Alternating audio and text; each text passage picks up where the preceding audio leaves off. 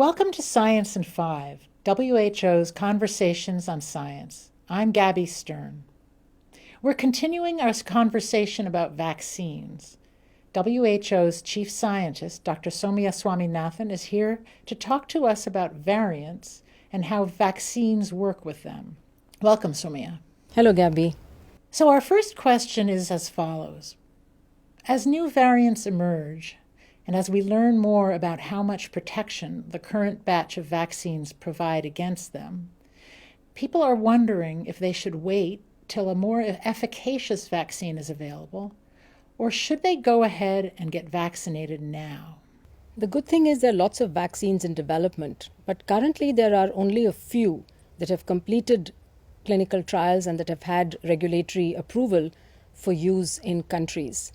The good thing about all of these vaccines which have been approved is that they offer a lot of protection against severe disease, hospitalization, and death. And that's what we want. We want to reduce deaths. We want to prevent people from getting sick and going into hospital. We're still learning how effectively these vaccines protect against mild disease or asymptomatic infection. With the variants that are being described from different countries, people are asking these questions because there's some data coming showing that vaccines may be less effective in preventing against some of these variants. However, even in those countries, all of the vaccines that are approved still are very likely to protect against severe disease and hospitalization and death. So what's really important now is for people in countries who have been prioritized, who are in those risk groups, the health workers, the frontline workers, the elderly, and others who've been prioritized, must get their vaccines, because what we want is to prevent people from getting really ill or dying from COVID-19. My second question is, what can we expect from the research and development pipeline for vaccines? What would future vaccines look like? What's really amazing here is the amount of scientific and technological innovation that's happened in the short period of time. So while we have a few vaccines now that have been approved for use, what we are looking forward to is the next generation of vaccines that will be single dose, that can be stored at room temperature, that's safe for use in pregnant women, that's can be taken either through a nasal spray or even orally, and will provide long-lasting immunity. So there's all of these vaccines in development.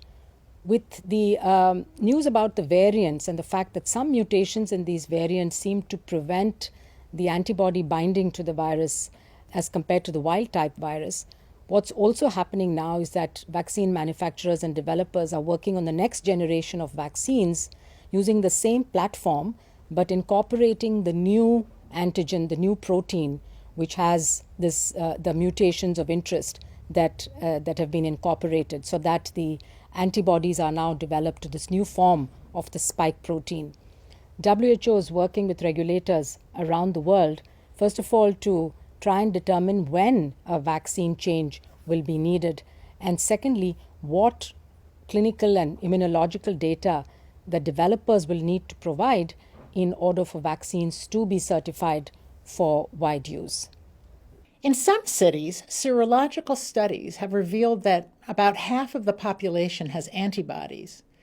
Does this mean that these places, these cities, are approaching herd immunity? And should people relax the precautions in these places?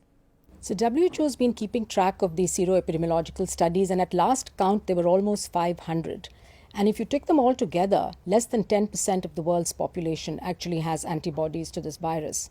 Of course, in some settings, like particularly in the very high-density urban settlements, there are pockets where 50-60% of the population has been exposed to the virus and has antibodies. But that doesn't mean that the whole city or the whole province or the state or the country is now achieving herd immunity. The same individuals who are living in that community, the moment they go outside to a place where there is less of herd immunity, and if they don't have antibodies, they will then become susceptible.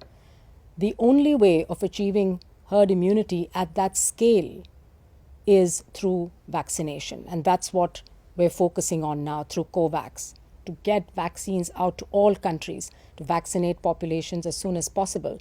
Till that happens, we need to continue to take all the precautions that we've been advised to and that we've been doing for all these months. And this is along with the government taking all the actions that they have been taking in order to keep transmission down as low as possible. Thank you, Soumya. If you found this information useful, please share it with your network. And until next time, please stay safe, stay healthy, and stick with science.